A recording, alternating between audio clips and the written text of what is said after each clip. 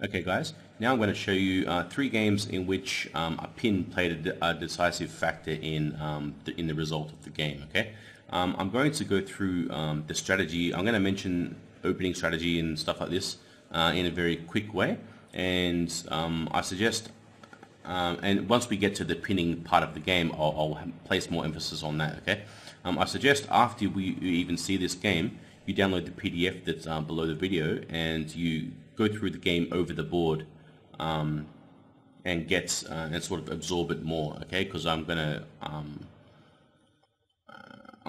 touch upon everything in the game, but it's a good idea if you also study in your own time as well, apart from watching this video. Okay, it'll help you integrate the ideas more. Okay, so first game is very famous, but it's also very instructive. It's between Morphy and the Duke. You've probably seen it before, but I'm going to place special emphasis on the pinning part of the game. Okay, so the game starts off e4, e5, knight f3, knight d6. Okay, this is a reasonable way to defend the pawn, and the downside is it blocks this bishop. Anyway, d4, Morphy takes the center and opens his dark squared bishop, which you can't argue with such a logical chess. Bishop g4. Okay, black plays bishop g4, which makes a relative pin, right? In this position, it's not such a good move for reasons which I won't go into. But white takes, black takes, white takes, black takes, and okay, things are optically okay, right? But Morphy plays this part in a very instructive way. Bishop c4 brings his bishop onto the board, which is a good move, and it threatens a checkmate at the exact same time, right? Pretty good move.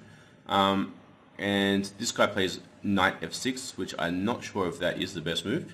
I think it's pretty bad, but it's kind of natural to want to develop your piece and prevent the checkmate, right? The problem is that Morphy played queen b3 now, and that creates a battery threatening bishop takes f7 check. f7 is quite a sensitive square on the chessboard, and also it forks this b7 square as well, right? Okay, so queen e7. Black defends this f7 square, and his point is that if Morphy takes this pawn here, he'll go check here, and the queen swap will be forced, after which Morphy can't get the rook in the corner, right? So Morphy decides, okay, I'm just going to develop pieces first. Now there's no queen b4 check, and I've got my knight out, right?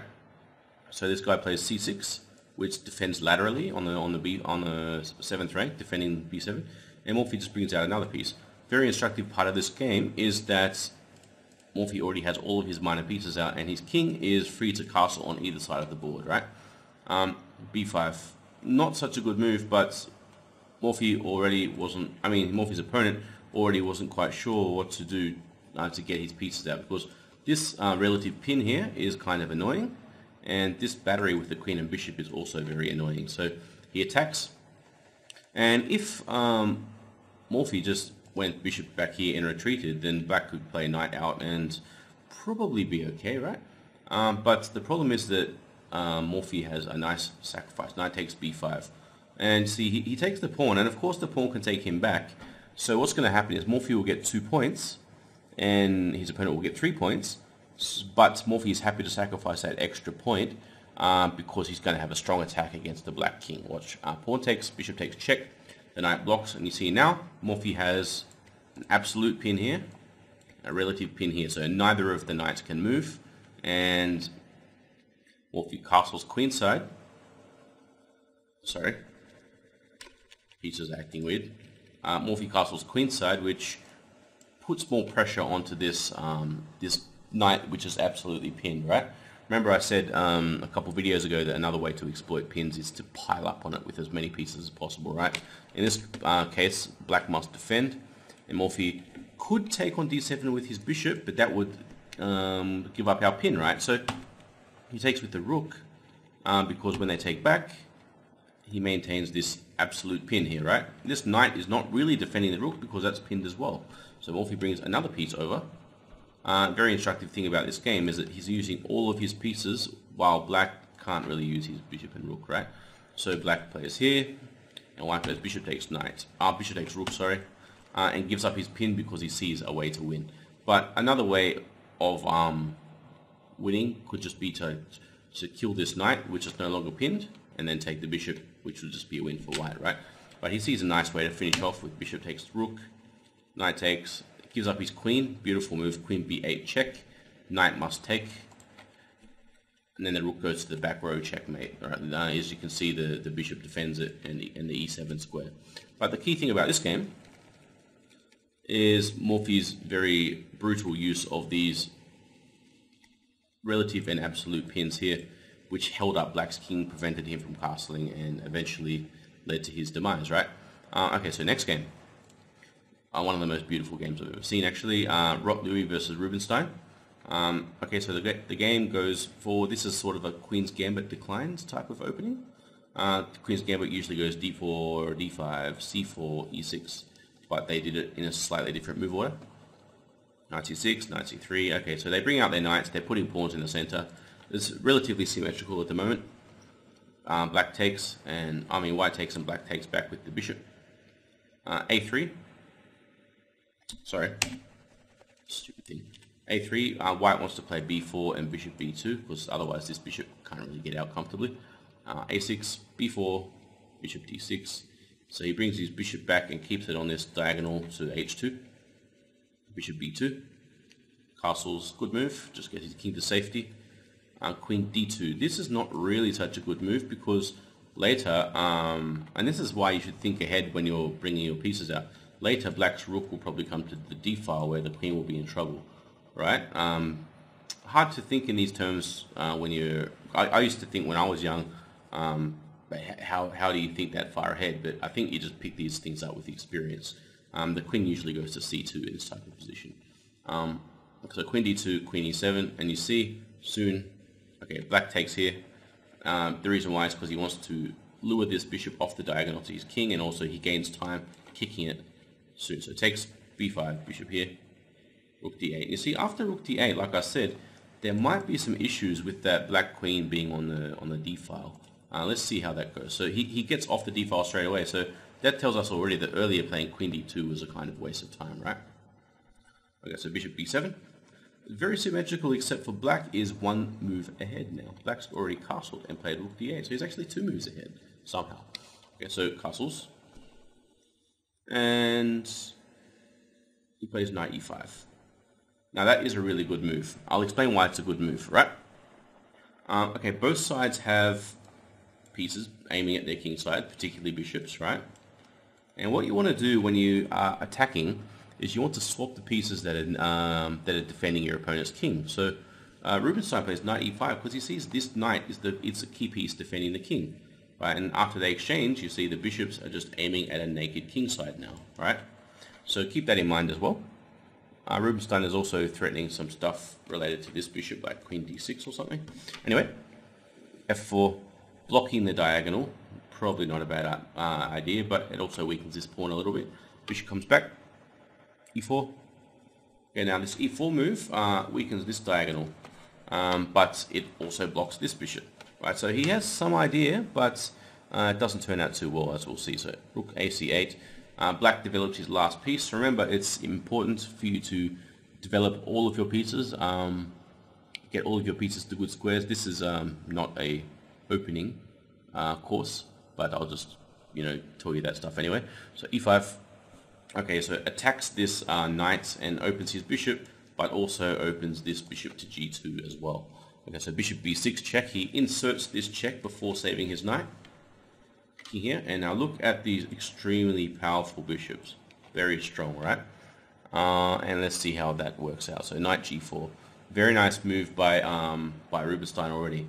He's using the fact that this queen is sort of overloaded. She can't defend the bishop and take the knight at the same time, so he plays bishop e4 because he sees how strong Black's bishop on b7 is, and so he wants to swap it. And now the way Rubinstein plays the rest of the game is just awesome. I'm not going to go into too much details with the variations because this is not an advanced tactics course, and you guys probably won't know what I'm talking about. So I'll just show you. Queen h4, we can see that move threatens queen takes h2 checkmate, right?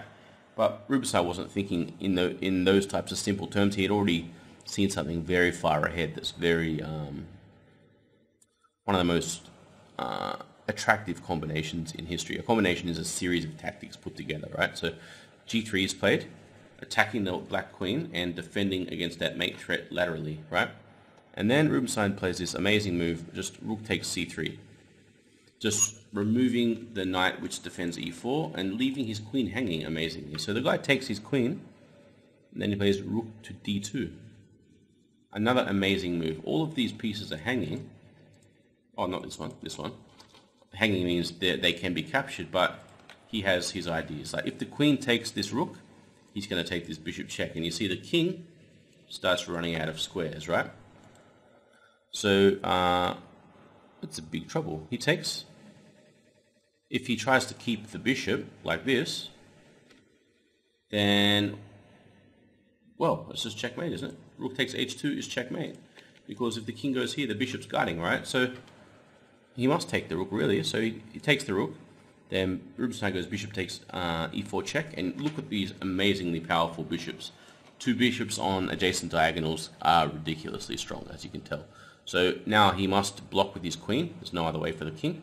And taking the queen would probably even be good. You know, you get to get your queen back. But Rubinstein had envisaged something much more beautiful. He plays rook to h3. And you see what he's doing. He's exploiting the fact that this queen is pinned and can't take his rook there, and just attacking this h2 square. So no matter what happens, it's going to be mate on h2 next move. Like even queen takes e4, taking that bishop that's pinning him. Rook takes h2 is checkmate anyway, right? So really nice use of the pin here, just rook h3. A very nice exploitation there. So next game. Next game is one of my games. Well, yes, that's right. There's not many good ones, but let's have a look at it anyway. So I had the white pieces here, and let's just get through the opening again. Okay, so we're both playing reasonably. We're both castled. Both got our got some minor pieces out, meaning bishops and knights. Okay, so knight f1, b5, a3. Okay, some pieces coming out.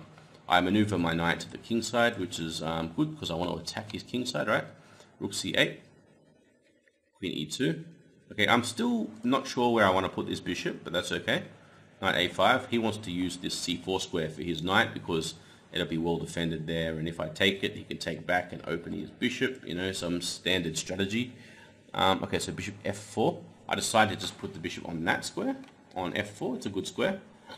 He plays knight c4, and I develop my rook. This is all pretty standard again, right? And now, key thing is that I have all of my minor pieces out. I have my rook centralized, my queen's on a good square, my king's safe. This is what we try to do in the opening, right? My opponent's doing pretty well as well. Anyway, he plays bishop d6, trying to swap that bishop.